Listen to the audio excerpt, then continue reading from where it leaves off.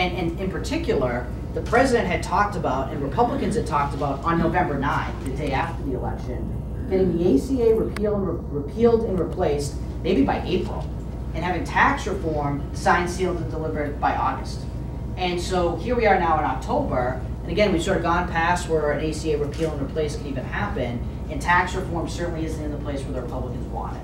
So again, it really depends on how you want to frame the president, how depending on what side of the aisle you're on or what channels you're watching. But on the one hand, the president has passed and has moved a fair amount of things through in those 260 days or so. But again, those signature pieces of legislation that he talks so much about, he just hasn't been able to move through.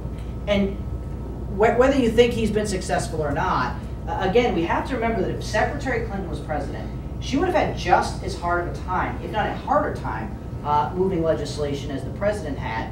And most of that's just sort of by design.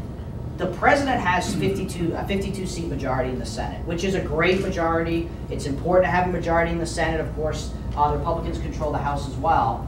But unfortunately for him, and I'm not saying this is the right or wrong way to run the body, but you really need 60 votes in the Senate to get anything done.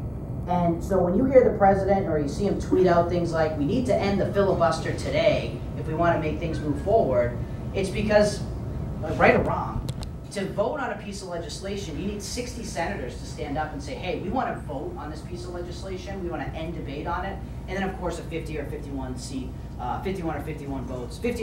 votes will pass that legislation. But you really need 8 Democrats today to cross the aisle to get to that 60 vote threshold to end the filibuster.